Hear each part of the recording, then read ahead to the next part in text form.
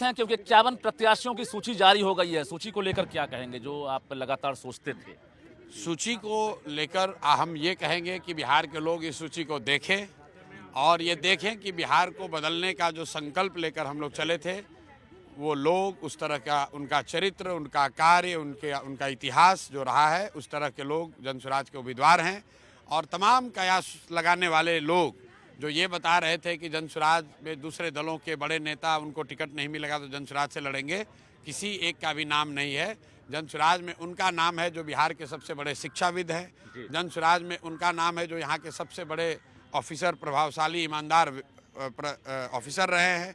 जनसुराज में उनका नाम है जिनको अन्य पार्टी मुखिया चुनाव लड़ने के उचित के हिसाब से भी नहीं समझती है, क्योंकि उनके पास पैसा नहीं है। ऐसे लोग आज जनसुराज से विधायक का चुनाव लड़ने जा रहे हैं। वो जनसुराज से नहीं, वो जनता की ओर से चुनाव लड़ने को भी आपने देखा है, ख्याल रखा है उसका, ऐसा लग रहा है? मैं जातीय समीकरण की बात ही नहीं है। जनसुराज ने पहले कहा था कि समाज के सभी वर्गों से उनकी जनसंख्या के मुताबिक जितने अच्छे लोग होंगे उनको निकाल कर भागीदारी दी जाएगी। तो आज जब 51 प्रत्याशियों की सूची जारी हुई है, 17 उसमें अति पिछड़ा समाज के लोग हैं। किसी दूसरे दल के पास ये हिम्मत नहीं है कि 30% अति पिछड़ा समाज के लोगों को टिकट दे दे।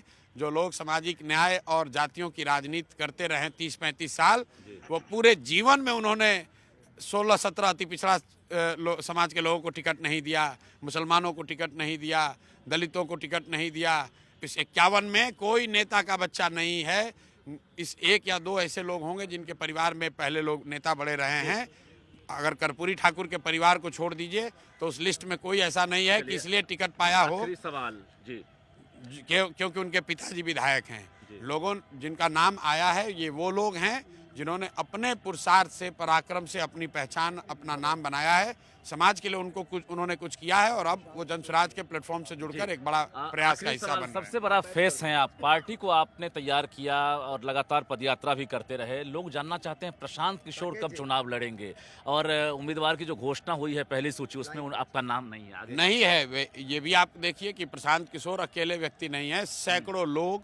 आप जब कह रहे हैं कि वहाँ पर इतने लोग की भीड़ है, लोग आपस में झगड़ा कर रहे हैं, जिस दल को कल तक कोई 1 पैसे का चांस नहीं दे रहा था, उसका टिकट लेने के लिए लोग पूरी रात यहाँ बैठे हुए हैं। राघोपुर जाएंगे आप? राघोपुर 11 तारीख। क्या लड़ेंगे? नहीं।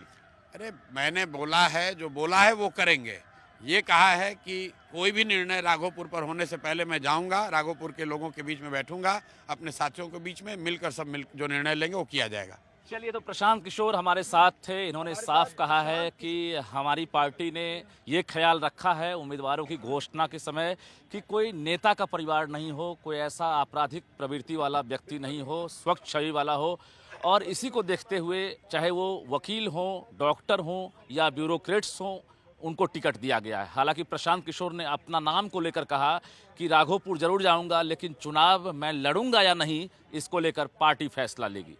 कैमरामैन संत के साथ रजनीश कुमार, न्यूज़ 18 पटना।